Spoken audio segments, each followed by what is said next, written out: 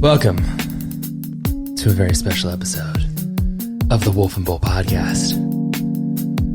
I am your very sultry, sexy, gorgeous wolf. And across from me, we have the man of mystery, the man of the hour, the man of all time, the bull. And in addition to the bull, my co-host, we also have the lovely Beowulf. It mixes perfectly with the music. You love that?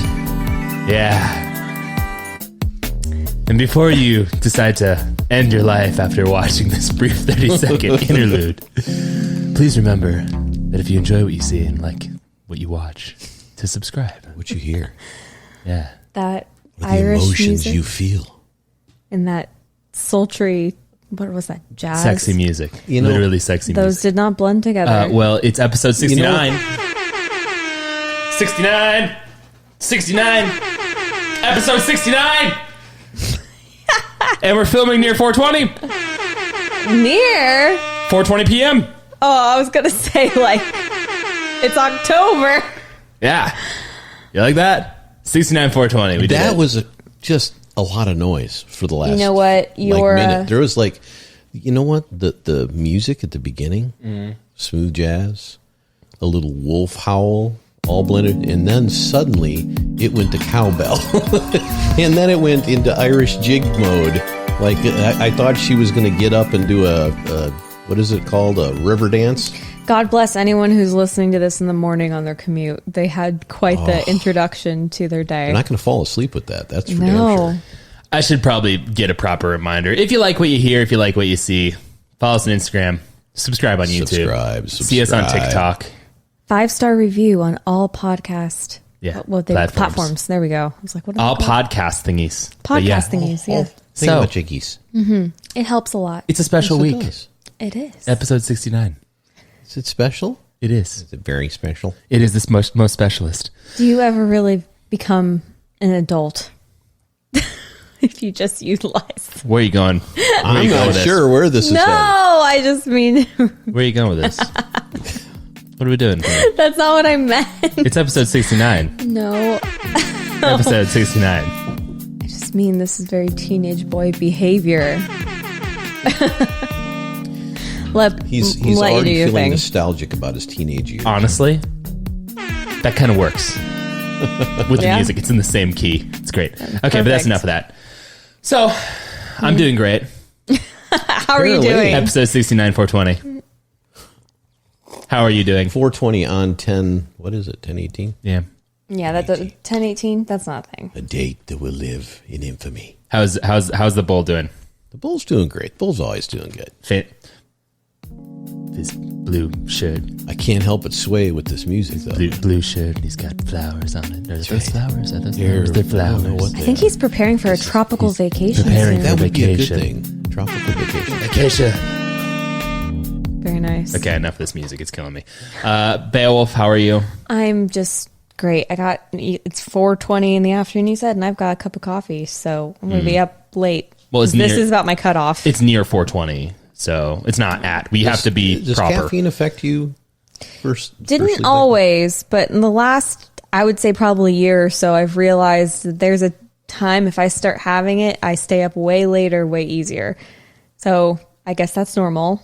But also, I have quite a headache, and I thought some drugs in the form of caffeine and coffee might help. Well, trust me, But- by the time this episode is over, you'll have a headache for a different reason. Oh, I can't wait. How are you doing, Wolf? We didn't even ask you. I don't even have to say the joke.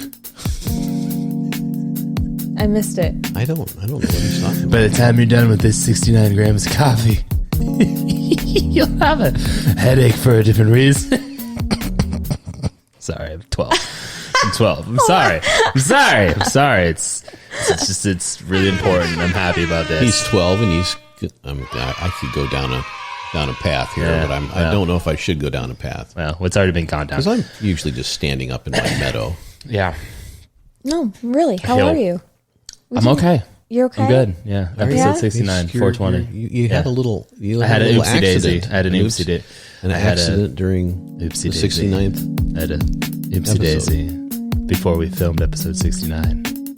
His really soda exploded Hard all to over clean the up. table. You took the He had joke. some, You took the joke. He had a Oh, I'm sorry. premature explosion there of yeah. beverage. Yeah, premature. Okay. Oh, I'm done. Okay. Yeah, no, I'm great. Ready to hop into the episode. Today is a special episode. The bull is going to Moo? He's going to moo. Bulls don't moo. They kind of grunt and I think growl this and was stomp a their hooves. And Bull suggested topic. it was a bull is. suggested subject. It's a Subject. subject. It's a subject today. We were sitting around Subject. our little round table the other day, and he started sending videos from the internet in a rapid succession to our group chat. Which is rare for me. Not videos about 69. That Oh was not my what we were God. sending. No, Not that's about not what we were episodes. sending. No, videos about the topic of today's episode. And the topic is? population. The population. The Which way is it going? Which Well- way are we headed? It depends. Are we headed toward With this music. continual growth? Are we headed toward population collapse? Is it somewhere in between? Well, What is the message we're hearing out there in the world? What's the message our governments give us? What is the message our families are telling us? About this very subject? much all over the place from my personal perspective, I think. Yes, I think so. And actually, diving into this a little bit gave me a perspective on some of the generational stuff that comes up. And maybe we can even, I was going to say, get some conclusions to our questions, but that's never the case. That's not what our job is. Our job is to throw stuff out there for people to contemplate, to ingest, to probably jump up and down and yell and scream and say we're wrong all the time, because, we're only right 100% of the time, 60% of the time, right? Yeah. Is I that can never the- remember. Yeah, Yes, we're right I think 100% of the time, 60% of the Yes, time. I can never remember. No. Of course. Yeah. But yeah, I think it's a interesting topic. I do think that different generational Okay, norms. before we get into this, let's the three of us decide. Which do we believe? Is the arrow pointed up or is it pointed down? Or do we have a inverse relationship on this, the 69th episode? As in, do we believe that the population is increasing or decreasing? Is that what you're asking? Yes, I'm talking about world population. We can talk about other things, but do you believe, as the United Nations says, that we're going to be at like 11.2 billion Lots by of the end of babies. this century? No. Lots Or of babies do you coming. believe the contention that things are turning around and going the other way and we'll never even surpass 9? No babies. No I think- babies. I don't think we're going to pass. Okay, so you're Not 11 at all. You're saying we're headed down or leveled off or whatever, right? Yeah, I think so. What about you, Wolfie?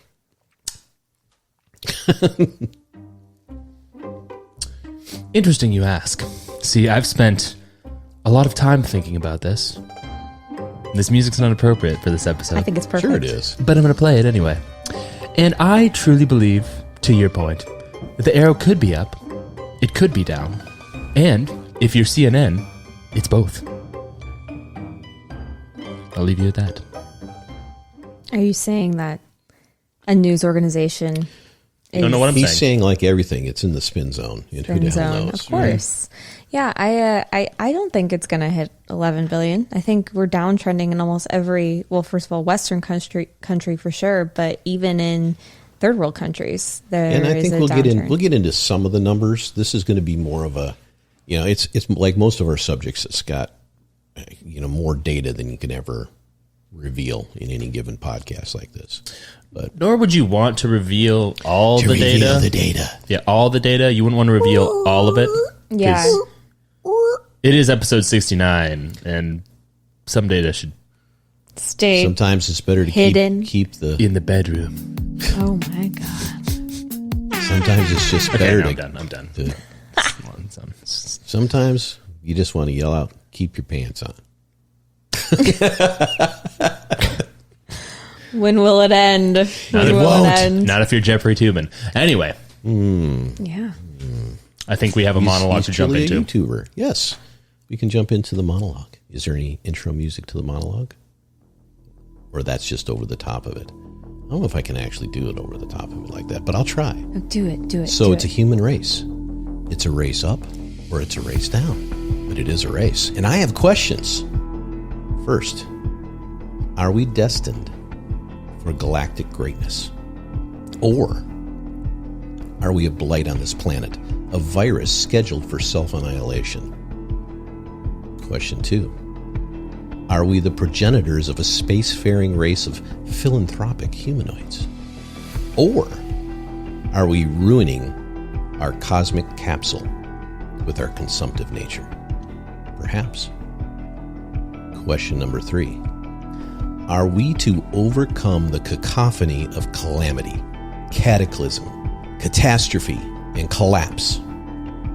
Or are we doomed to evaporate into the history of our universe, having left only the stain of our darker nature upon the sanctuary we call Earth? These and others are the questions that we pose and hope to answer in today's episode. Now, as I look upon you both, history is strewn with the remnants of ideology bent on managing the human race in a sustainable way. Dictators and kings, religions and governments, restricting ideas and spreading knowledge, all have and often still play pivotal roles in understanding, thus controlling, the nature of human or any biological entity and its need to fulfill its genetic program for procreation and expansion. Now, when I was a young bull, there seemed to be room. There was fresh air. There was a sense that you could be alone if you wished to, 6 feet apart or more, with no problem. Part of this was a perspective growing up in a more rural area and not being part of the urbanization of our country or, frankly, the world. But part of this was real. In the 50s, there were approximately 2.5 billion people on this planet. By 2011, 7 billion. That's 60 years to triple our global population. And it's just been estimated to have surpassed 8 billion. Now, in 1952, the average global family had 5 children. Not U.S., but global family had 5 children. Now, that number is significantly less than 3. It's 2.4 is the going number per children per global family. I can certainly see why the crystal ball of population forecasting seemed very clear at the time.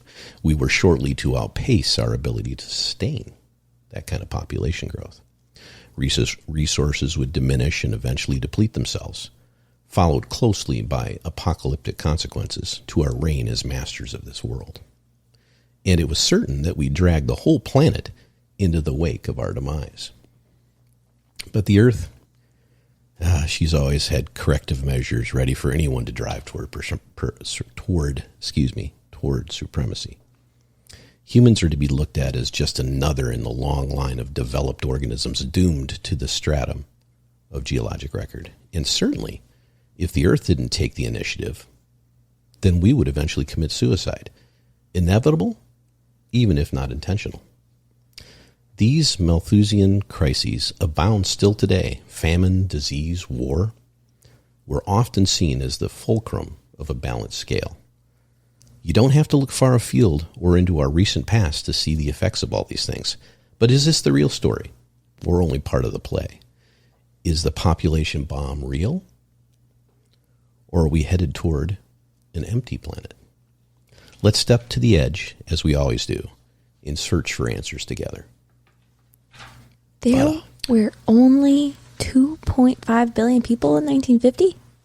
Yes, slightly before my time, but not much. Yeah. Big difference, huh? Wait a second. I did not realize that. I had no clue that that was the number.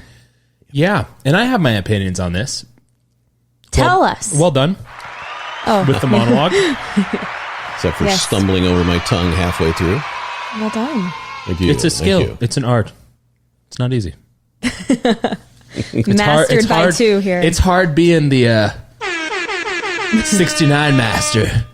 I think you are. Oh, jeez.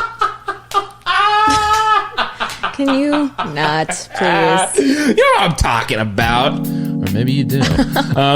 But yeah, no, it definitely it's good. It's good. I think that we should give some insight on some things. Because Absolutely. There's plenty of insight to give. 100%. Population control means a lot of things to a lot of people. Mm-hmm. And as we like to do here on the Wolf and Bull, I think it makes sense to dive into what overpopulation is. You touched on this on your notes, and I think I will give a definitional period for overpopulation so people understand where we're coming from. If you've lived under a rock and you don't know what overpopulation is, I envy you. And also, overpopulation can result from an increase in births, a decline in mortality rates against the background of high fertility rates. Advocates of population moderation cite issues like quality of life and risk of starvation and disease and human pressures on the environment as a basis to argue against continuing high human population growth and for population decline. So, my thoughts. Yes. As they have been for the last half of season 2. We're coming up on season 3 soon. Mm-hmm. Got some surprises for you. Because this is episode 69, so right. Gotta give some surprises. Oh, but anyway, yeah. So, generation had a lot of babies in the 50s, right? Right. Baby boomers. Same generation also jumped on the bandwagon of climate change at that time. Known as global warming. Changed for marketing purposes. In the 50s? 60s, 70s. Same population. Okay. Made that push for it during the sexual revolution. Now, my analysis, interestingly enough, is that there were some individuals that were cited in both these notes, because the Bull and I think quite alike. Specific individual, his name was Paul Ehrlich. He wrote a book called Population Bomb, which warned about an allegedly impending disaster of overpopulation that would bring worldwide famine and basically the end of all time with civil strife and collapse of society. Well, you almost have to go back a little bit in time from him to see how he repopularized a particular economist and population control guy. True. Go ahead. So I guess my point being is this individual made multiple claims. He made claims in 1970 predicting the world's population would outstrip food supply. In 1969, he warned Britain's Institute of Biology, quote unquote, if I were a gambler, I would take even money on that England would not exist in the year 2000. And on the first Earth Day, which was April 22nd, 1970, Ehrlich warned in 10 years all important animal life and animal life in the sea will be extinct. Well, when will these warnings become true? Because I've heard similar things pretty much every year of my life. So, to my point, I think that now all those things have been shown to be false. And the only reason why we are even discussing any of this is because of the spin, the question is 69. False yet. All those statements that he made were false.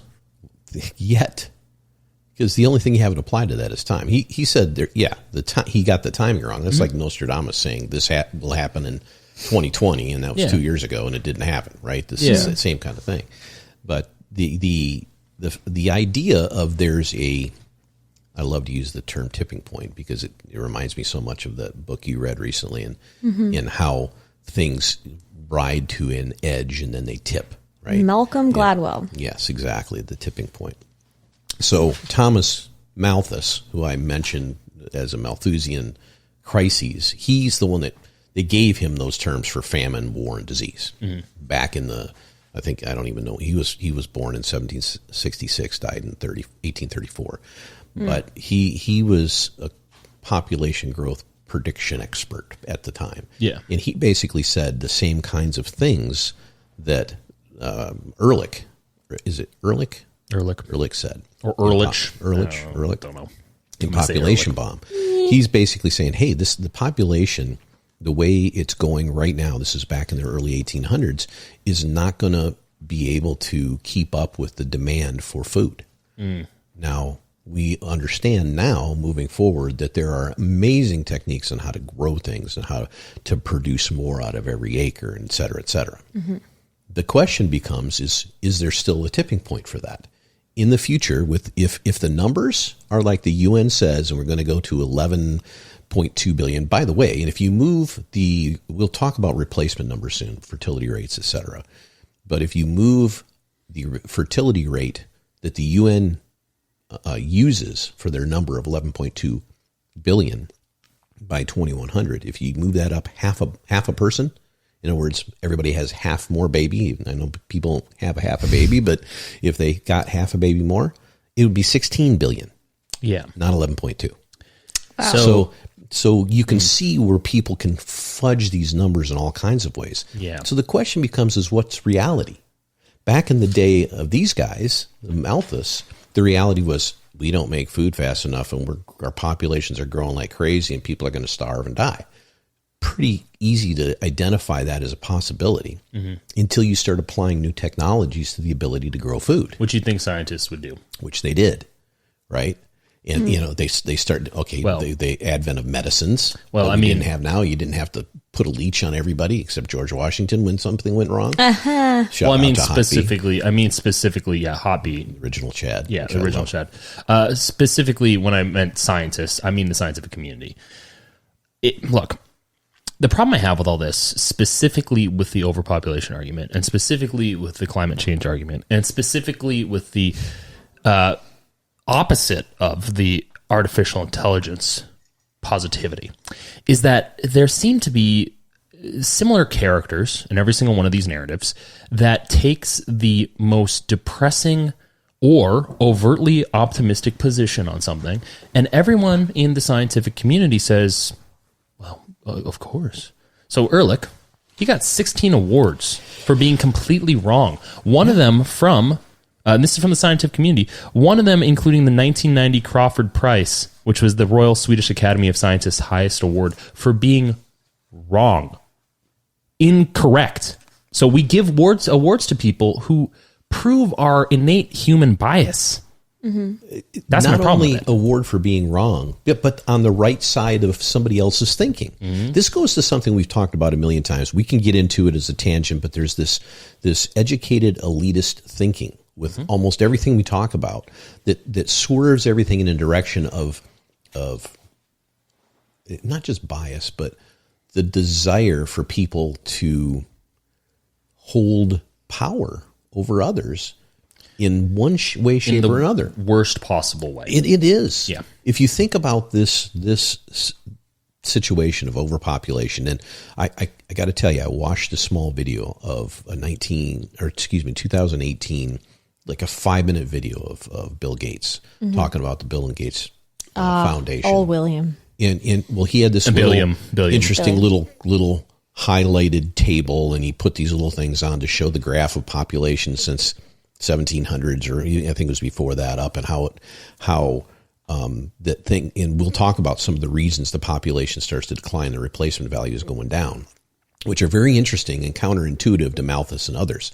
But he showed how getting people healthier worldwide, especially children, doesn't increase the population. It continues to decrease it. Yeah. And the argument he made was perfectly fine, but the voice he used, especially at the very end, he basically said, and I'm paraphrasing, I'd have to go get the exact words, but he basically goes, and that's why we can get excited about the health of children in the world, helping children get healthier in the world. By taking as if he wouldn't have been things. excited if the population would have continued to rise or stay the same.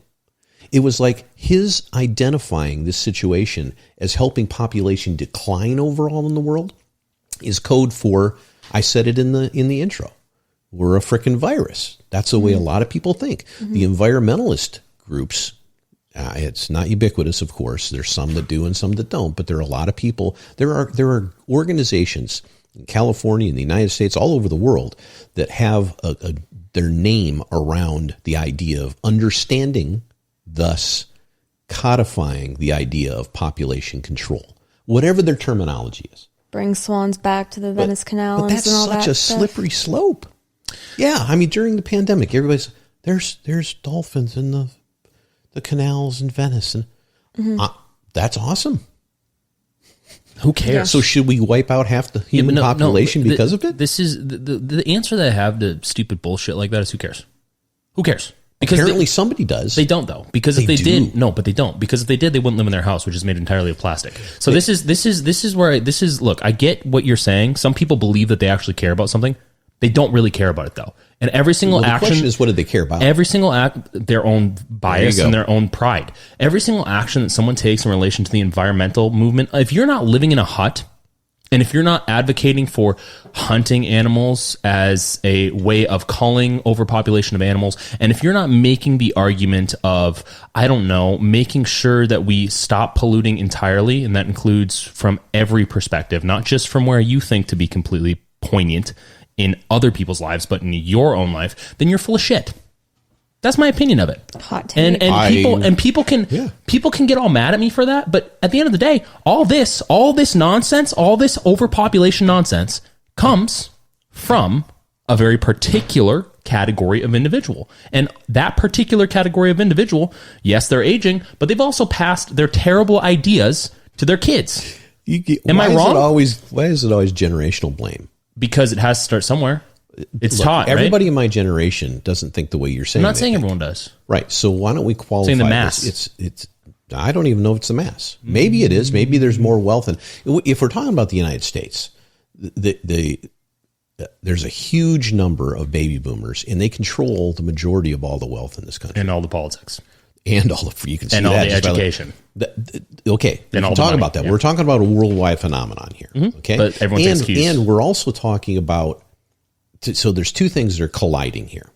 There's economics, and then there's generational aspects, or the philosophy of the elite, if you will.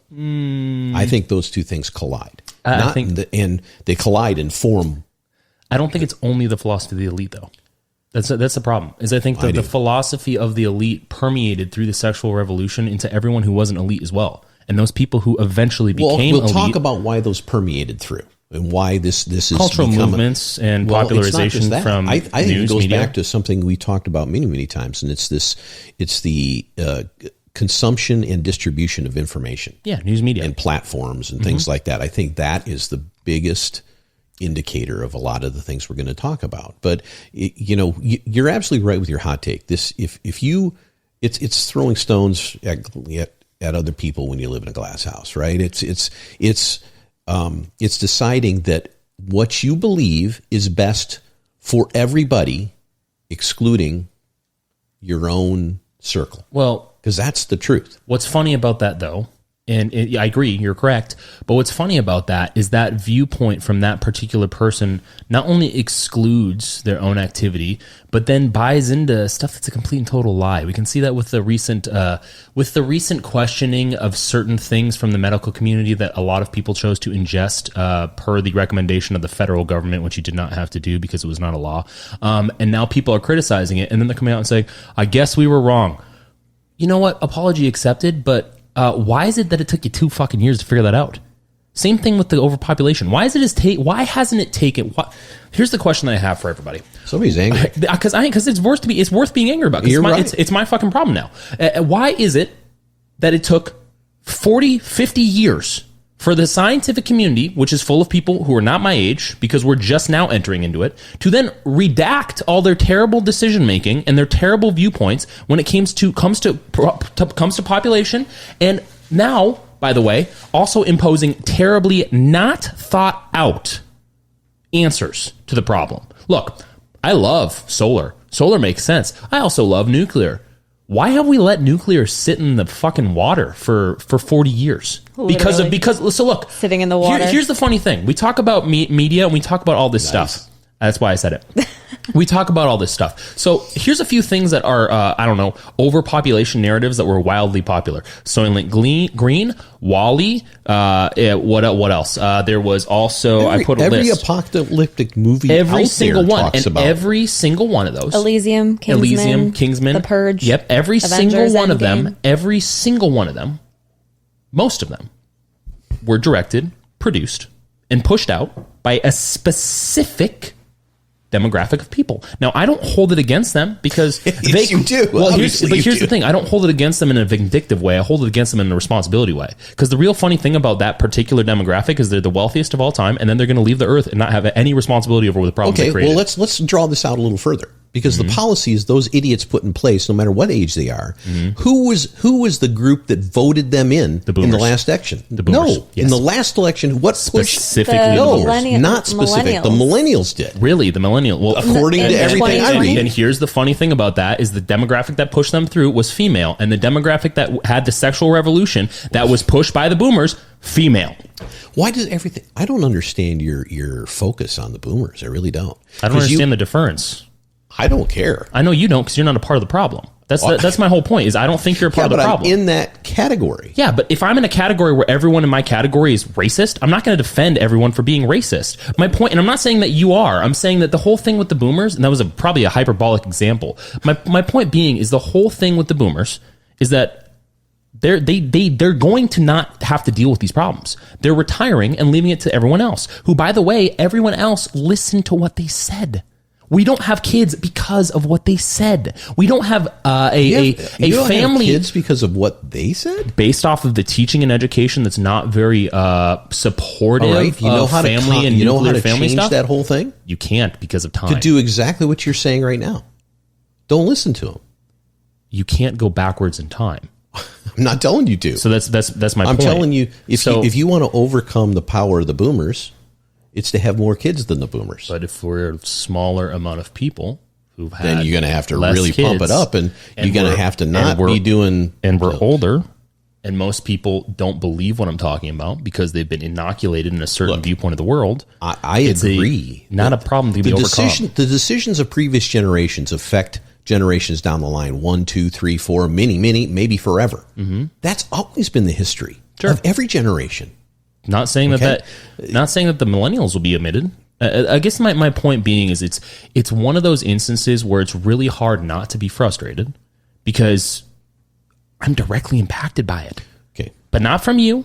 so let me go. You stated something about the 60s, 50s, etc. And there was this huge population boom. Okay, there truly was in all over the world. I mean, you go to the average was, I think I said 5 children per family globally. It's a lot less than that here, so you can imagine other places in the world. Yeah. But there was a population boom, and these leaders, whoever they are at this point, we can look at particular leaders, all kinds of things, but they looked at this and they said, "Holy mackerel! 1950 was 2.5.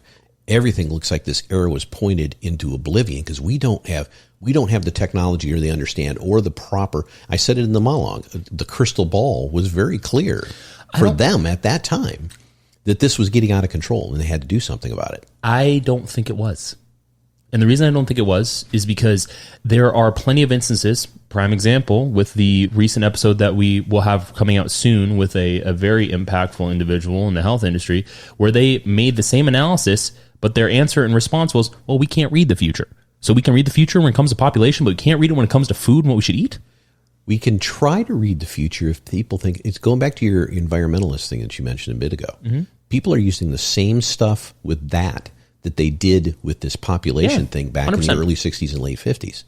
They're making it apocalyptic. So they're saying, because you asked earlier, and I truly believe this, the way this, like Ehrlich and these other people got extremely popular is to be extremely negative, because human beings are magnets to that shit. Moths to a flame. And it's like, why do we know the name Nostradamus today? Right? Because he predicted all this grave stuff to happen. It never happened. If he would have predicted that everything's going to be rainbows and butterflies, nobody would have listened to him or cared. Well, so this goes back to my whole point about the frustration is this particular group, which stems now into millennials, into Zoomers, apathy trickles down. Just like, when it comes to politics, it trickles down in the community.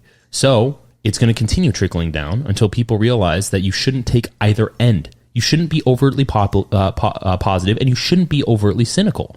And the whole thing with all that, it's not that there's nothing that can be done. So my criticisms might be a little too harsh.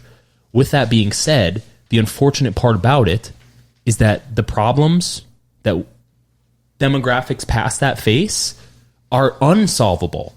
Whereas this particular demographic can just leave the earth and be totally fine. They're dead. What are you talking about? Yeah, no more problems. So it's true for all of humanity ever. Well, yeah, but there's a difference between the ones that have tons of calamity and tons of problems that happen to them and then die, as opposed to the ones that live in opulence and then die. There's a difference, right? Maybe for in a snapshot of time, to that person, but not for the big scope of history. Yeah, but again, I think you're misunderstanding what I'm saying. Half of those boomers, they were youth during the end of the World War II, and half of them didn't have their parents anymore because one of them didn't come home. So you'd understand that they should probably not have taken the hyperbolic position of the end of the world after coming out of something that proved to not be the end of the world. They thought you got to remember, back in the 50s, you could go to Sears and Roebuck and order a bomb shelter. Mm-hmm. For how much? I don't know how much. That's my point, is you could even do it. The point is that there was enough fear about the end of the world in all kinds of directions that people would order bomb shelters. Yeah, but people do that with weapons today. I mean, it hasn't changed. Okay, but you're saying it has. No, you're saying there's a series of opulence that these people in the 50s and 60s had, right? Up that we don't have today. To the same degree, no, not at all. They didn't have air conditioning, man. What are you talking about? I'm not talking about just 50s and 60s. I'm talking up until this point. All I'm saying is every decade, you could look at the previous decade and say, wow, they had a lot more than we had. Not necessarily. And then you could at the same time, but they didn't have this. Not necessarily. Not necessarily. So we can, look, you can talk about the ease of convenience, right? So we have the internet and we have cell phones.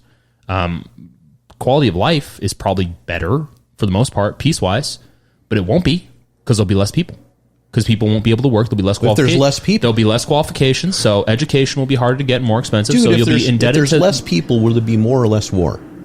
It depends. War is a young person's thing, not an old person's Sure, thing. I understand that, but the war can also translate into other problems. If there's no war and we don't have people to work jobs, then there's problems in that scenario. If we don't have people, they believe that you're not going to work jobs because they're going to fill that technological. If we don't have people who are willing to take those jobs and then teach them to other people, opening up their industry to allow for growth within their industry, then the problems in that industry collapse. If we don't have areas within politics that are relinquished by people who are 1,000 fucking years old to people who should run the country, as opposed to people who can't remember their name, then we have political issues. So my whole point being is the issue on this is more of a criticism of a group of individuals who have influenced the other group, a part of their group, in a negative way that has now come down to the point of, as I've said before, they're closing the door. And when it comes to shrinking population, that's a biological evidentiary point that I can point to and say, they made a freaking conscious decision when they had kids your age. I don't think about conscious. You said they know. You can be aware of something and still make. If you're aware of it, then you made a conscious decision to say not malicious.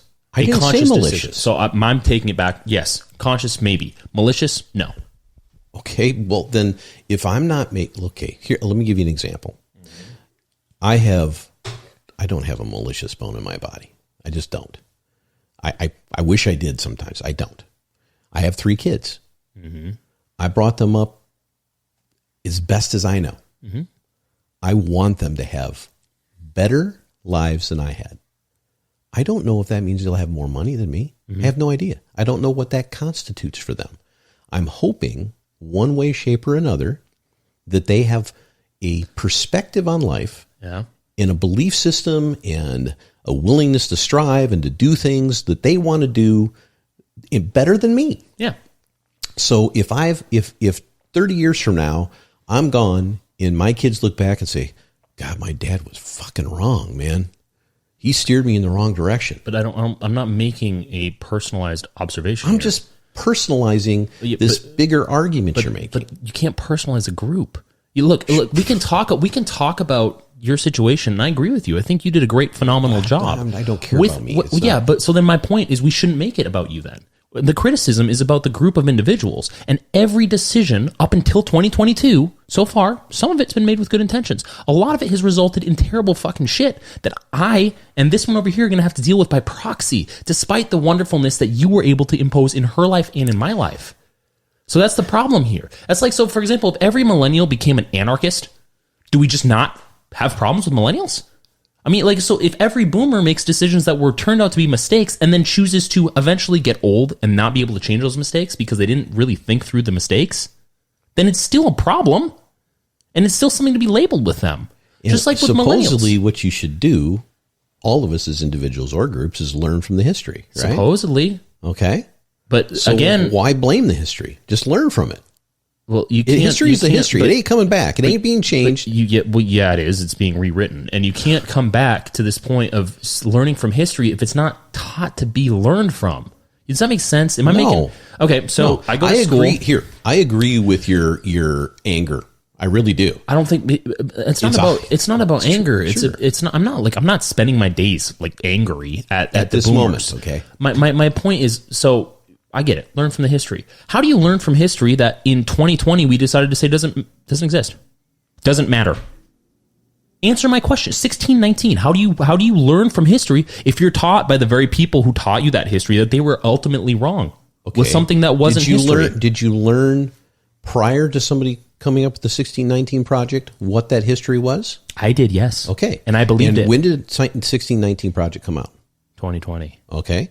So if you're already set in stone and you're already blaming that generation for fucking you up, okay? I'm not blaming them for doing that same person, a different person in that same generation, which she is, comes up with a whole different series of things that constitute new version of what they had already taught us. Doesn't that tell you not to listen to them? Depends on who you are. If you're me and all three of us here who've actually learned history and have a solid understanding of it, then we say, yeah, you're an idiot. That's actually a political position that you actually said after the fact of publishing it. Most people don't do that. So the whole point I'm making is not a matter of, look, this is more complicated in my opinion than how I'm making it out to be, because we can tie it into the educational system. Critical thinking is not taught until college. That much is true. And even in college today, it's not really taught, because you can see the amount of people who've just jumped on the bandwagon and decided to radicalize over something that, no offense, was not a positive thing that occurred, but also was not the end of the fucking world. So my whole point when it comes to all of this is, should we lay blame entirely? No. I understand that the millennials and the Gen Xers and everyone past boomers and before boomers played a part as well. But should we just shrug our shoulders? I'm not saying shrug our shoulders at all. And I totally agree that if there is a blame label to place, it's in the time frame of, I don't know, early 60s to 90s. 2000. Yeah, late 90s. If you look at policies, you look at things that different countries did in terms of putting together incentive not to have kids. If you come down to one thing, if you looked at one thing that would draw this back into an argument about why we are in decline in terms of population overall, you could look at urbanization and the consequences for urbanization and what that does to our perspective on relationships and roles. Okay, when we're an agrarian society and we're out ruling and we're all on farms, no matter what country you are, having 7 kids over here is a huge asset. Yeah. Now, if that family a couple of generations from now moves to New York City in a small apartment and isn't farming for itself, it's no longer those kids are a liability. I mean, from a sheer economic standpoint. On top of that, you go from a society that has its relationship with the females in that society very bound by structure that says, all the aunts and uncles, hey, when are you going to have your children? When are you going to do this? When are you going to do that? I mean, in religion says that overall. Religion says, go forth out and multiply. Yeah, thank you. Multiply, right? And so you move into an urban setting, those things start to diminish. Why? I personally think it's education. I personally believe it's primarily not location, but education. I agree. I think there's also, I know, speaking as a female, I used to think it was crazy that my mom had me when she was my age now. And now I'm my age and childless. And I'm like, I guess it wasn't that weird after all. But I think, more females are also, starting careers and pushing off child rearing until later on in life, which there are options today to do that. However, a lot of women, at least, just from personal experience, a lot of women in my life have had a lot of trouble with conceiving when they even want to by the time they're even my age. So there's this whole dynamic there, and, there's a lot to it that you could argue that certain waves of feminism have changed this a lot. The sexual revolution. Specifically the sexual revolution. Contraception and the use of, condoms, birth control. And now it's not even just pills anymore. You can get an IUD. You can get, put in your arm. There's all sorts of options that were not readily available too long ago. And now, in most places in the United States, you can get this for free too. It's not even cost prohibitive anymore for a lot of people. So the question that I have is, why do people desire that? And look, I'm not to suggest that we can't have contraception. I don't want to make that argument, nor do I want to make the argument that all of everything that came out of the sexual revolution is bad. I don't think everything that came out of it was bad. My question, though, and this goes back to my frustration, is why is it? Why do we keep going from far right to far left? That's we can't question. seem to be in the same fucking middle. Because here's the thing. Education for women's phenomenal. I think women and men should have the same level of education. I don't think there should be any preference. I don't think there should be any favoritism. I don't think people, unless based on the merit of their skill and who they are based on what they've done on their decision, should get any level of recognition unless based on those things. That's my position on life for everything. If you haven't proven yourself, then you need to prove yourself. So yes, exactly.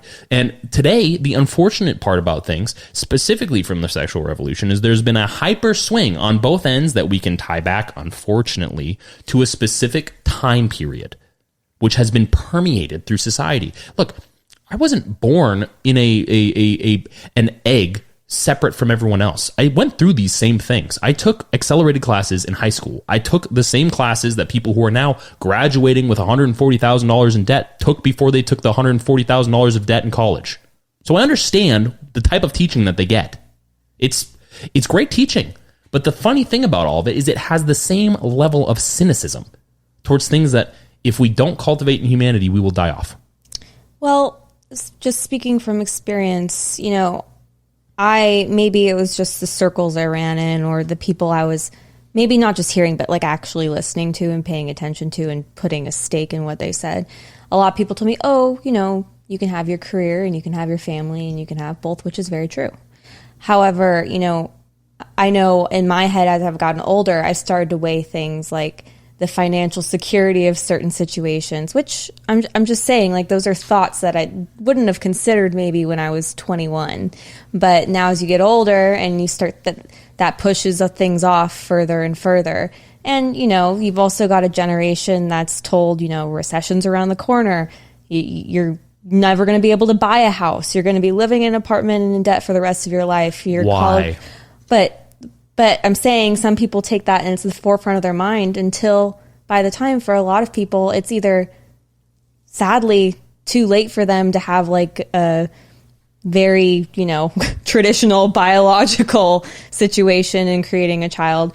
Or by that point, it's even cost prohibitive because they can't afford in vitro or adoption or anything like that. So again, this goes back to where my frustration comes from. Because those things don't happen in a closed off box. They're decisions. They're conscious decisions. Most of these things made by people our age or older are consciously decided. Well, why, for example, we talk about cost prohibitive for a child. Why is a stroller $500? Why? They're more than that. Okay, yeah. So my question, why? Why is it that much? Because of your cost? I can't imagine the cost to make the stroller is $400. I can't imagine it's $20. Maybe $25? Well, so my question being is depends on the stroller you're getting, but yes, does it though? Because we talk about the De Beers Corporation, right? We talk about diamonds. We've mentioned this before briefly. De Beers Corporation is full of shit. Diamonds not worth what they claim it to be worth. They are very abundant. So worth what you're willing to pay for it, though. It's a control of supply and demand, is what. Yeah, but control of supply and demand is all dictated off someone, it's common sense, someone else's decision. But why? You get what I'm saying? If you have, let's just do the analysis. 1950. I don't know what the United States was, but it was probably, I don't know, 3.5 children, something like that. Let's just guess. Yeah, let's say 3 for sake of numbers. And now it's 1.6 is the number. 1.4, 1.6, something like that. 1.5 children. And so if you want to get a stroller and you want to make them cheaply as a manufacturer, the more people buying them, the more you can make, the less you can spend on raw materials, and the less you can sell it for. Mm-hmm. But if you have half, literally less than half of the available market, you can raise the price. There's also, you can control that market. Yeah, so it's legal modern monopolization of a product. Yeah, but that happens all the time. I don't you think just use the diamond thing. That's perfect for you. I don't think that's segmented just to like baby things. No, I understand it's not. Well, I mean, you could say about the housing industry. I mean, look, we come from California. California is a wonderful place to live. There's no reason why an average house there is $800,000. You can't give me a viable reason. People say, "Oh, you want to move there?" Maybe. But that doesn't mean that the house is worth that much. It is 100% the manipulation. Just it's worth what the market bears. Yeah, but that comes back to the stock issue with AMC. It's manipulation for greed. I'm just saying, though. Yeah, it's what the market bears. Yeah, and the market is controlled. The market's controlled. I don't argue that. I don't argue that at all. So the whole thing is, if it's controlled by somebody. Okay, then let's go back to the population thing. Mm-hmm. Is it controlled?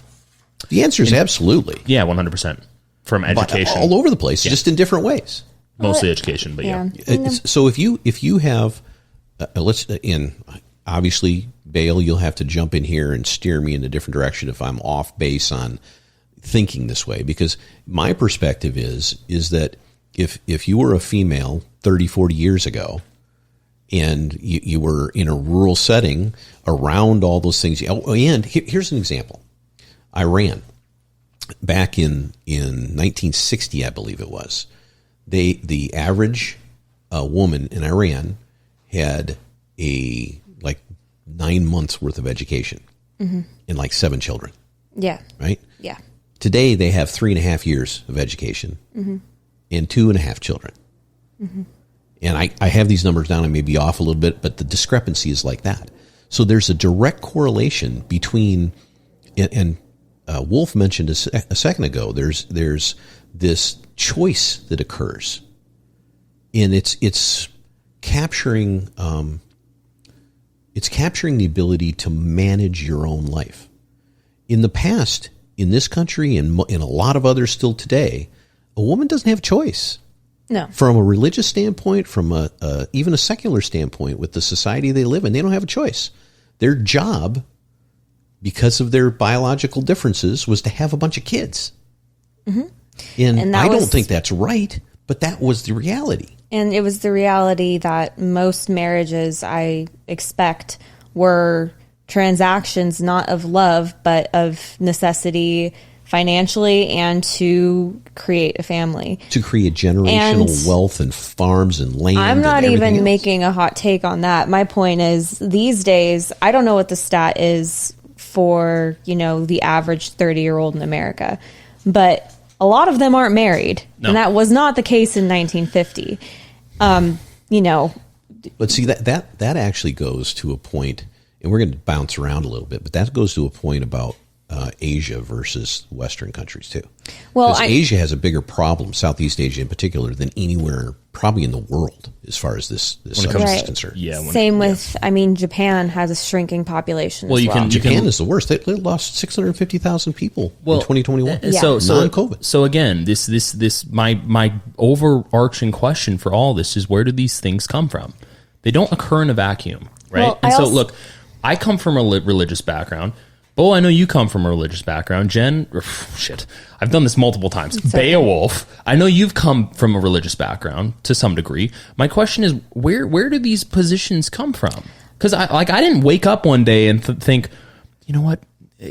I'll tell you, procreation and having a family makes no sense. A woman has control of her own life these days, and they didn't in the past. But here's the thing: I don't think that by having that, even though that is the case, and I think that's the responsibility, I don't think if that happened in a vacuum, I don't think by having that's the nature of that occurrence. So, for example, if there wasn't some sort of push, because that's what I see it as. I see it as a push, because I got that push as well. If there isn't some sort of push to move in a direction for most young women and for most young men, then they don't do anything. They go in their own path.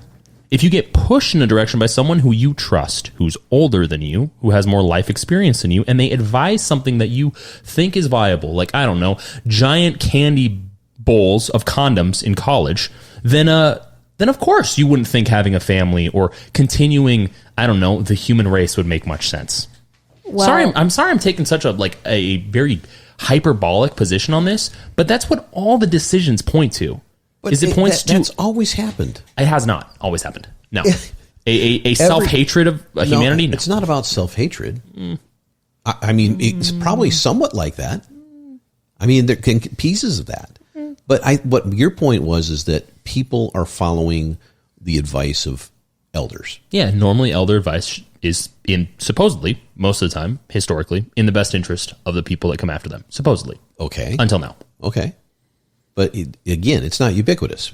Not everybody that's older than you thinks you should have no kids. Not everybody that thinks you're older than you thinks you should have any kids. That's not the argument I'm making. The argument is whose voice is being listened to. Mm-hmm. That's the argument, which goes right back to what we talked about before. The communication, the dissemination of information, the platforms, what are they saying, what are they doing, and what decisions are being created into policy and regulation that push these agendas. And we can go back. We could go right to Margaret Sanger. 100%. I mean, that is one of the primary pivotal figures in the history of the United States that brought down the number of kids being born in this specifically within the minority community. Specifically within the minority community. Right, and which that's a whole eugenics. As a proxy, affected everyone else. And for anyone not knowing who Margaret Sanger is, she's the founder of Planned Parenthood. I specifically have a bias against her. I thank God that she's no longer alive. Oh no, she's gone. Thank God. But with that being said, the unfortunate reality is sometimes the people who create things that they say happen to be in your best interest can also turn out to be incredibly evil. Margaret Sanger happened to be one of those people. She believed in eugenics. She believed in the culling of a specific population, which over the last 60 years that has effectively come to fruition. And she also believed that certain people who have disabilities shouldn't exist. So I happen to not like her very much. And if you don't know who she is, but you're a champion of Planned Parenthood, do your research. All right. That's a pretty hot take. Yeah. It's not a hot take. It's history. You know what's interesting is that you mentioned contraception earlier. We just talked about Robert Sanger. Who knows what she identifies at today? Mm-hmm. But hopefully there was part of the book Empty Planet, which is John Edison and Daryl Bricker. Yeah. A very good read, very interesting, very in their demographic kind of people, and they did a hell of a lot of research and dug into the numbers and came up with a very viable argument in behalf of their idea that the population is declining and that it will reach maybe 9 billion max by halfway into this century.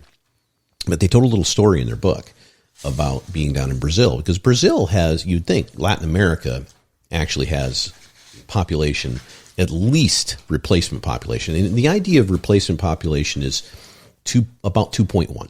So for every woman in the world to replace the population that is currently existing, not to grow it, not to shrink it, they're to have 2.1 kids. The 0.1 is to make up for those that either don't want to have or can't have kids, right? Mm-hmm. Well, in Brazil, it's 1.8. And one of the things that's happened there is that electricity has gone to the slums there. You're right. Which you turn around, and maybe you saw this too. Maybe you saw a little nugget on this too. But they make the argument that because of that, there are groups of females now that will gather, not necessarily in every shack up in the slums there in Brazil. And there's a name, favelas, I think. Favela. I'm pretty sure it's favelas. Yeah. So they'll gather and they'll watch the Latin soap operas, where they see women that are making a lot of money, living a different lifestyle, making decisions that are empowered in a different way, shape, or form. Now that doesn't mean they don't get pregnant. Right? They're in the same kind of machismo society that a lot of Latin countries are in today, and a lot of Catholics as well. But what happens apparently is they'll go to the doctor to have their first kid at age 19, which is apparently the normal age to have your first kid there. And while they're there, because of modernized, socialized medicine down there, which is very poor, the doctor will say, well, while I'm in there, I can do a tubal ligation because the woman is saying, I only really want to have this one kid. Mm-hmm. Really? Why do they do that? Back to your point, because the doctors get paid more to do that by the government. And the government is run by a very specific demographic of people. It's not run by 30-year-olds. It's not run by 20-year-olds. It's not run by 40-year-olds. Same with America. Look, I would bet, Beowulf, I would give you $1 million. $1 million if you could find a percentile somewhere in leadership positions in this country in which the person is not older than 40 as a majority. A percentile? Yeah. So, for example, Like if you could find an industry, government? if you could find an industry where someone is either the CEO, the president, the politician, or some impactful level of influence that is not specifically over 40 years old, there is a assumed time period so of getting understanding about whatever subject we're talking about. Having It's a supposedly resume. advanced. supposedly. Yeah. I mean, Okay. that's imposed. It never has always been like that. It hasn't. I think it's imposed from logic standpoint. Not If necessarily. you want, yeah, it does. You don't come. See, this is a problem. I talked about this in a different podcast. A lot of kids come out of college today and they want to skip over all the blocking and tackling and go right into a position of leadership within a company. That's not the argument I'm making. It is. No, it's not. Sure, the it argument is. I'm making is most people right now are currently in a specific demographic over the age of 40 in leadership positions, and those very same people across multiple industries are not willing to relinquish in some level that is reasonable to the individuals beneath them to learn in those willing to industries. relinquish But that's positions then of you're leadership. just That's normal life. But And now we're it's just making the okay, but anyone's not willing to do that. Of course, no It's one's willing to human do nature. that. It shouldn't be. And in most instances, it's not. If you look What at is this? What was the name of the? if you look at tribal culture, if you look at tribal culture, they were willing to teach. If you can't specifically. retire anymore at a But certain it's age, not- then of it's- course you're not going to relinquish. in retirement age Can is you going to not? go up. It's Can going you to have not? to. Well, it only has to because the whole idea behind all that wasn't worked on for 40 or 50 No, years. the only reason it has to is because the aging population is now the demographic that's the volume of population the increase. idea that supplemented that idea of Medicare and Medicaid was not worked on for 50 years. That's my point. Medicare was just and left. Medicaid is a giveaway. Yeah, I I'm not understand saying it was not it was not adjusted. It was not in any way changed to account for the fact that we're going to have more people who are going to be older retiring sooner. Well, they just And raised didn't- it. Oh yeah, Social they just Security. raised it now. Tiny little. Now, I mean, like this is my whole thing. Is I understand it's human nature. It shouldn't be human nature. Look, the whole idea behind a successful civilization is that we learn from our mistakes. We should learn from our mistakes. And when it comes to certain things, when it comes to Medicare, and when it comes to Medicaid, and when it comes to certain things, specifically in relation to my challenge to find a population in some industry that is over the age, under the age of 40, that has some level of influence, that actually has some level of competence. And maybe there is one. I could be wrong. I'm kind of bullshitting here. With that being said, the only reason I'm bringing it up is because, as I've made speculative observations in other episodes, the door is being closed. And the shrinking population is a byproduct of that, because you can't bring back a shrinking population when one or two generations decide to, I don't know, listen to you.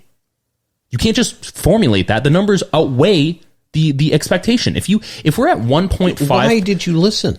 I didn't. When I say why did your generation listen? I don't know. Should we just not listen to the people that According protect to us? you, yeah.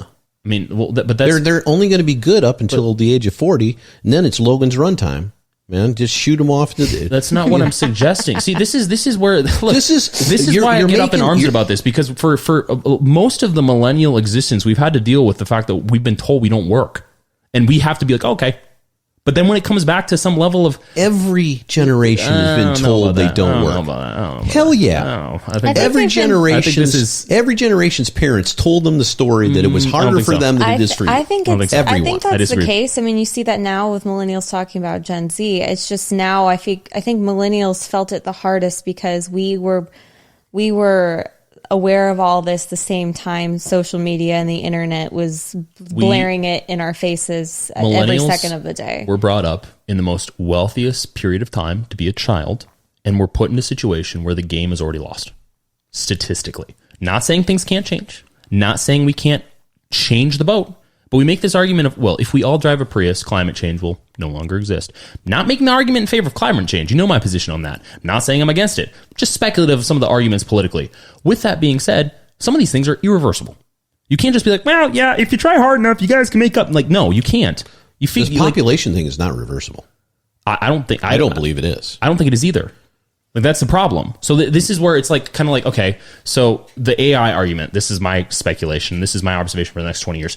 There's going to be such a decrease in population by the time you and I are in our 50s and 60s that we're going to need to depend on artificial intelligence to make up that gap. Mm-hmm. Artificial intelligence is going to realize that humans are inferior and evil, and they're going to wipe us out. Boom. Problem done. That's pleasant. Well, it's by that point, well, they won't have to if we stop having children. Then it doesn't matter. That's what I mean. Is that's how we'll be wiped out. But then you say stuff like that, and why on earth would you want to have a kid to be raised in that? See, that's what I'm saying. Mm-hmm. You have enough people like that saying stuff like that, and they're like, "Well, I don't want to raise a kid in a world like that." Honestly, having a child today is kind of a lifestyle choice. I hate to say it that way, but that's kind of what it is. No, you're entirely right. So go ahead. No, I'm just saying that. I would love grandchildren, but this is not me getting online and stating that very firmly. No, I'll tell you, but it's right now that based off of my world perception, unless I'm broken, oh jeez, hopefully that'll be a future event.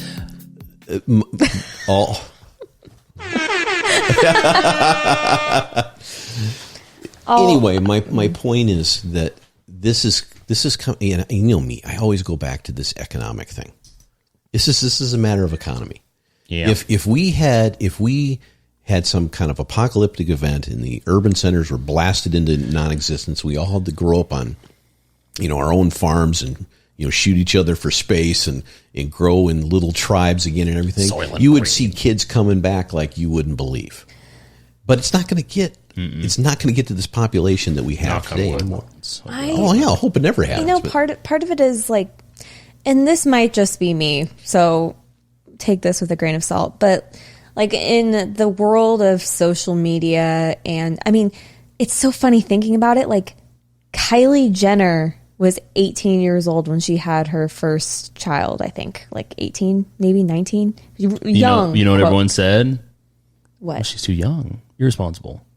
Well, right. And I think she has 2 kids now. So, but that was the first, one of the first times in my adult life where I sort of was kind of aware that, I guess it's not that weird to be she was 18 and I'm like, however old I was, 22 or 23 at the time. Like, I guess it's not that weird to be having a kid that age. And at the time before that, I just thought it was crazy. And now there are more and more celebrities that are having really, really big celebrities. I feel like more and more of them are having kids. And I think that is putting this, because there's a lot of talk about this online. People talk about this all the time, and whether, young moms and a lot of them unmarried. So a lot of people raising their child as a single mom or even a single dad. And I don't know, it's almost like a trend. Like it's trendy. Yeah, because most of society struggles with soft narcissism. But then you also see, again, I'm just going to use Kylie Jenner as an example because she's a good one. She's got all the help in the world in every way you can possibly think of to be an 18-year-old with 2 kids. What are her biggest problems are keeping their face off the internet, which she doesn't do. So I mean, here's the only things. Here's the problem that, again, I hate coming back to all this because it seems like it's like I'm just beating a dead animal, and it's sitting there and it's going, no, it's episode 69. Why are you getting so? You're very aggressive. So aggressive today. Yeah. It's 69. Why are you doing that? I said I wouldn't do this again. I lied. I guess my whole thing is I remember from almost every single person that I knew, every single person, don't have kids prior to being married or being of a certain age. And if you do have kids, they're really, really hard to deal with. And you're going to stay up all the time. You're not going to get any sleep. And it's just going to be really hard. So you've got to be really prepared. Same thing with college. If you don't go to college, you're going to die on the side of the road in front of a Denny's or a Waffle House. And you'll sit there and someone will walk out of the Waffle House and you'll smell the sweet waffles and the food. And they'll be like, order up, get your food. And you'll be like, I'm dying. Like, that's the message that I got from almost everybody I knew that was not, I don't know, a teenager. So my whole frustration, and I'm not going to say it again, but my observation here is that it just seems quite odd, because I get your point. Having a kid will be really, really hard. Really hard. That's gonna not say that. Real hard. Again, though, it actually isn't really hard, because we're at a time in human history where the child is likely to live more so at any point in time in human history. And that actually goes to part of the reason our population exploded the way it did. Mm-hmm. Yeah, you had look all at the numbers, right? The birth of, like TB vaccine, Jesus. and then you had. Wait, sorry, yeah. You said had birth. You said No, birth. I mean, of. like, You had vaccines, technological hospitals, advancements, yes. medical advancements. You had longevity advancing like crazy. So then why was the narrative to shut everything down? What? Oh, Because- you mean? Because people don't look years at ago? numbers right. And they pendulum swing. Well, no, I don't. swing No, like you no. said, I'm not talking back in the day. No. I'm not talking shut everything down as in 2 years ago. I'm talking about shut everything down as in having kids. Right. Because that was very much a narrative. Well, now Because honestly, if they start looking at this curve, they can't get away from looking at it. well, So we're They just think not. it goes back to Malthusian. Yeah, Malthusian principle was that you expand geometrically, right? So you get on this rise, and you keep having kids at the same rate. It just keeps going up like this. Isn't that the inverse of the lump fallacy, in which, actually, no, it's the lump fallacy is what that is. They think there's not enough space left, so we can't build up. So this comes back to fucking Marxism. The bottom line is it's all about what's your birth rate, what's your death rate. Okay? Birth rate and death rate were always like in competition with each other. And these Malthusian crises would come along, and war would happen, disease would happen, and famine would happen, and it would knock something off kilter. Birth rate, death rate. Birth rate, death rate. Well, The real question, though, And then is what happened? What's your body count? okay. So what ends up happening is all this technology, all this civilization, all this urbanization starts to occur, for all the reasons we were talking about a little earlier, empowerment, education, all this kind of thing. I'm telling you. No, I agree with you. I agree so with you. the population started to decline, and the age of people started to advance. Well, It's so you see all obvious. these. You talk about urbanization. You see like housing, for example, like apartments and stuff like that. They're building vertically now. They're even doing with like warehouses and stuff. They're building up instead of out. Well, it's because we they're think trying to China is going to be the future, which they could be. They're trying to maximize the amount of space in an urban area. Per is China. what they're trying to do. Yep. But then you look at like, have you seen that really tall? I think it's either in New York or in Los Angeles. There's like this really brand new tall building that's supposed to be an apartment complex. Epstein Well, Towers. have you read about the line? The line. In Dubai. In Dubai? Oh yeah, They want to right. have this vertical Yeah. kind of city. Yeah. Great. Yeah. All those things are very futuristic. Very. Dystopian. Let me stop you for 1 second. What's the most populous city in the world? Mexico City. No. No? It's in China. No. No, it's in India. No. City. It's City. not Mexico City? I'm pretty sure it's it's in number two. India. Mexico City is huge geographically. It's either in China or India. Tokyo. Oh, Tokyo. Oh, Look it yeah. up. Look it up. Make sure I'm right. I think it's Make in sure I'm China. right. Look up the population of Tokyo. In the city. The city of Tokyo. Okay. That is a vertical city. It is also Right. one of the least. It's also one that has perhaps one of the worst population replacement numbers in the whole world. Is Japan. Because you said they lost 600,000 600,000 last year. 650,000 last year. Right. That's crazy. It's a huge number. Yeah. And the other part of this is that Japan, China, Korea, Southeast Asia, Damn. Taiwan, all that kind of thing. It's Tokyo. Thank you very much. The second one was Delhi. Mexico City's number 5. So I was more right than you were. Oh. So a lot of these places in Southeast Asia are incredibly xenophobic. They don't want What do you mean? immigrants. What are you talking They about? want to be one What? block, one edifice of What? Whatever their ethnicity. nation That- is. correct. Right. That breaks my what? In- What? That breaks my brain. Exactly. But it's absolutely true. So now you look at places like the United States and Canada, and whether you agree with putting a wall up or taking it down or any of that kind of stuff. Yeah, we're xenophobic too. Well, that's another story. Our entire entirely. population is based on other cultures, but we're xenophobic. Personally, you know how I am on immigration. I think it should be legal and fair and all that kind of thing. And you should be looking for the best of the best to come in and fill the gaps that are needed in a society that's growing in hugely wealthy, because that's what we are. Yeah. We're by far the wealthiest per capita country in the world. GDP. Yeah. As far as GDP. Still far above China, even though people say they're closing in, they're still far behind. They're closing in because they have 1.6 billion people. Right. They're still far behind, though. Per GDP, they're nowhere close to this year, actually, I think this was a drop for them. Pretty sure this year. Well, look at all the shutdowns they've had. Yeah. It'll be. But it is predicted in the book, the the Bible. In the Bible. Empty Earth book, or what was it called? Empty Earth? Empty World. Empty World. Empty Planet. Yeah, there you go. Yeah. They're predicting that, number one, India, which is basically a replacement birth, 2.1 will be by far the highest population by the end of the century. And China and the United States will be actually kind of close to each other. Oh, nice. You have a one-child policy for 25 years. And then they just threw it away.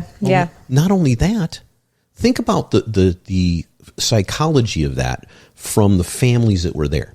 Oh, crazy. Because I'll tell you what they did is they kept having kids and aborting them until they got the male they wanted. Yeah. So they went from a 105 to 100 ratio between men and women, babies, male and female babies, to 125 to 100. That's a lot. 25% increase at the same time that they disbanded all this birth rate. And they don't want any immigrants. So what we do is we fill the gap by bringing in immigrants to fill the gap between our 1.4 or 1.6 rate and what we need, which is basically 2. Right. We should merge and create a American China country that's on top of each other. What's that not movie, that TV show called where the whole premise is that Germany the U.S. won. Germany won in the World that War was II. the high tower. Man in the High Tower Castle, or High Castle. Man in the High Tower. And the whole premise is the West Coast is Japan ruled, and then the East Coast is German ruled of the United States. That happened in an alternate universe. That's true. Well, in this one, it happened. Yeah, and this one, it's just the only reason we don't think that it happened is because we haven't quite yet suffered from the Mandela effect to the level of extent that other people have. I just reminded me of that. But I just think, that when did they throw out ZPG? I can't remember. They got rid of that literally 5 years ago, maybe? ZPG. Zero population growth rule in China. Oh, it was it's a few years ago. It was 2 or 3 but years ago. Now they're doing the opposite. They're paying. Which, by the way, statistically doesn't work. Well, you remember during the Olympics, there was this big deal where some, and I don't remember there was some woman that got her voice out there that had been, or maybe it was someone voicing for her that had been quote unquote shanghaied, for lack of a better way to, and there's an old story of why that term came about. It had nothing to do with really China. The term shanghaied is an old term where people would knock people out in bars in the United States and all over the world and steal them to go onto boats to cross into the Orient and other places to be pirates and other things. That's how you got shanghaied. Wow. That's a total aside. Okay. Garbage in, garbage out. You know what I mean? But this woman was basically taken into a kind of a slavery ring in China. So human specifically to have children. Yeah. Unfortunately, that's made not a big deal. Well, we've got it backwards. Yeah, we got it backwards here in the United States. There's a few words there. If you flip around, it makes more sense for us. But in China, you guys aren't picking up on it. No, I'm not. I don't know if I want to. Children rings to Epstein Island time. Well, the bottom line is human trafficking, sex trafficking. Those are common, unfortunately, here in the United States too. In more insidious ways, I would imagine. It's less on your face, and more you have to actually look into what's going on. I think the real insidious nature, even though that is very insidious, I think the real insidious nature is the message that I'm putting down. I think that's the most insidious nature of all of it, because these are hard ingrained. It's like if I sit down with somebody who comes from a really bad background theologically, and they go the exact opposite direction, and I tell them that you're just doing the same thing. It's really hard to remove that splinter from somebody. And a lot of these viewpoints that we're criticizing, that I specifically am criticizing, are very impossible to remove from the culture that we live in because they're ingrained in the culture. They are part of the culture. I just to piggyback off something that you said a long time ago. Oh. Well, no, it connects to what you're saying too. But I'm Damn, my contribution has been it's been declined. connected to both. But you had said earlier that this is a time in history where more than ever women can make a decision about children, and so that's one thing. And I think that's fine. There's people where I'm thinking maybe you shouldn't have had a kid because you're like, that's a whole other thing. But also, there's a time where a lot of women, at least just speaking from my experience, there's both, but there's women who get to a point where they can't have children anymore and they wish they did. And so you have these two glaring things. You have the choice where some women are like, I didn't want a kid, whatever, and that's great, that's fine, whatever. And then you have another group of people who, unfortunately, they get to a point where they literally can't anymore, or it's unsafe, or it's very difficult, or they can't find a viable partner that they trust to have a kid with anymore. I think you said it a little earlier that there's a this is aside from what I talked about in the favelas down in Brazil, 19. I think most people that are urbanized, educated women, and they should have the power. I mean, it's their body, right? Mm-hmm. And this is not an argument on that whole Dobbs Roe. That's not what I'm talking about here. I'm talking about just conscious decision making. General humanism. So people want to be able to have control over creating at least the start of, if not a full career, to contributing financially to the family or to their own personal economic growth.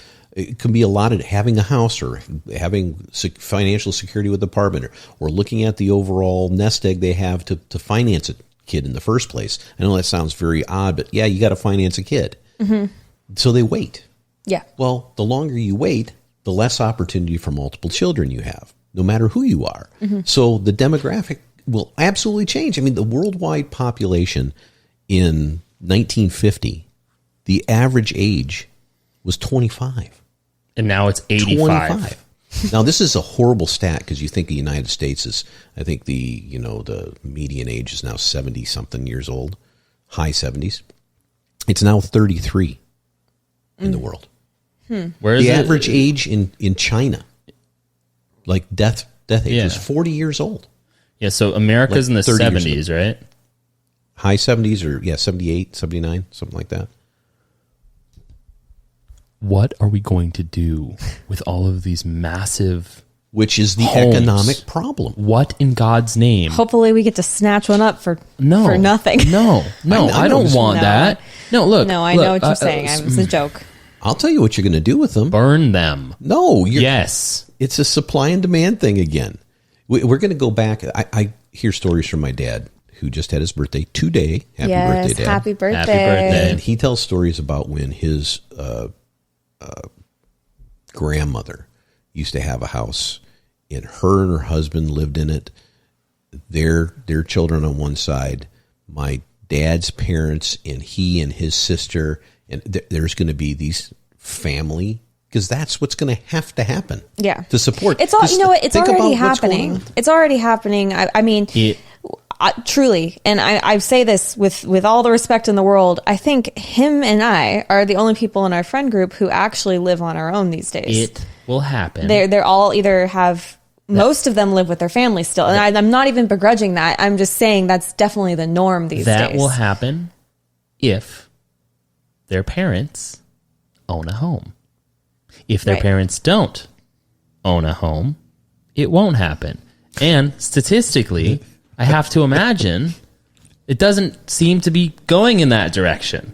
See, this is, again, guys, like this wait a sec. This is why I get so like wrapped up in this, because everyone has this innate desire, everyone, and I don't just mean everyone, I mean everyone here as well. We have this innate desire to look at something like climate change, like it's going to end us all, And everyone goes, well, yeah, we're going to die from climate change, of course. Or something like World War III, as if that's going to be the end of humanity. Or something like overpopulation, as if that's going to be the end of humanity. I know none of us here believe all this. But with that being said, most people believe these things. But yet when someone comes in and says, yeah, most people are not going to be able to own a house, that's too cynical? Like I don't understand. Maybe I'm just like, maybe I am an alien. Maybe I am an alien and my tendrils have gone too deep and I just don't understand. Because it seems like the perceptions here, like, look, if I were a different person, if I chose to be a different person and I could have kids, if I could have kids, you know what would be interesting is my decision would not be to not have kids. Maybe I'm just broken like that. Maybe that's what it is. I know it's a weird position to take. Remember, we're coming, the perspective I can identify. You better be careful. I can identify. I'll destroy your argument right now. Well, I'm just saying. I'll do it on air. You and I, for example, are a married couple with no children. Mm-hmm. What do you have to say about that? We've been married for over a year.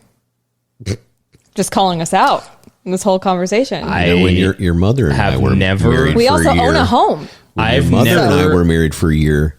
You arrived. So I don't know what's why. our Wait, responsibility you asked me this here, question. Wolf? Let me answer. I am a virgin. I knew it. So gotta play that music again, then. So look. Not that music. I was going to say the other music. It is very complicated. You're going to stay a virgin. The with algorithm that, particular statistics in favor of me being a virgin as opposed to me not being a virgin are inconclusive. No one knows. So, with that being said, to answer your question,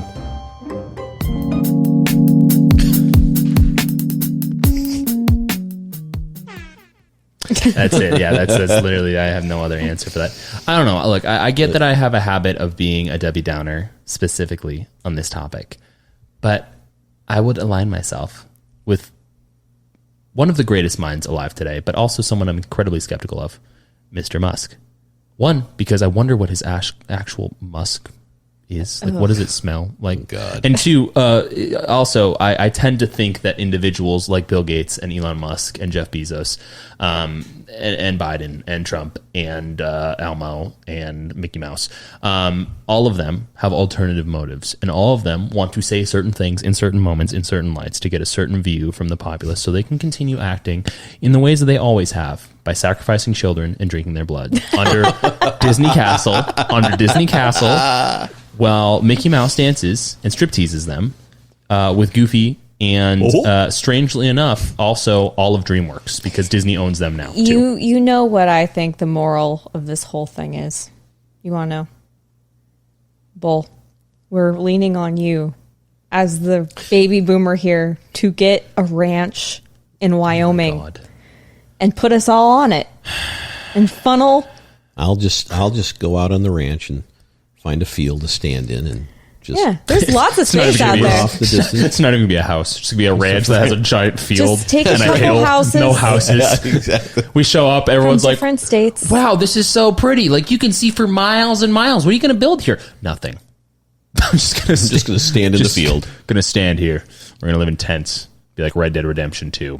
Bottom line is, I think we are pro safe population growth. Unfortunately, it seems like the rest of the world isn't on board with that. We're pro, unless you're Elon Musk and we're pro children here. You just impregnate your coworkers. Yeah. Which he has done. Why do you have to shame his name like that? Sorry, Mr. Musk. Sorry. What is his natural scent? Is it like a oil from a Tesla? Well, you know, they say Tesla's run on oil. They say that most of the world's population is either related to Charlemagne, Genghis or Khan. Genghis Khan. That's right. Wait, didn't we trace it back to Charlemagne? Yeah. Wait. Yeah, our lineage. Yeah. Wow, you guys are so special. French noble. By the time it got to us, there was no money left. Yeah. Unfortunately, we didn't inherit anything That's- except his good name. Yeah, I'm a peasant. I don't know where I come from. No. I'm like what's his You're name? one from- of the serfs. I'm like one of his name from Titanic. What's his name from Titanic? Jack. Yeah, You're he didn't Jack. have a family. Yeah, you're Jack. Yeah. Well, Move over. anything else? Anything else to tie into this? I feel like it's been a very aggressively depressing show. Honestly, the thing that brought this into focus for me was really the economic part of this. You've got, to your point, Wolf, you've got most of the people making the regulations and laws and decisions, not just in this country but around the world, are of the same demographic that's getting older and older and older that want to be taken care of.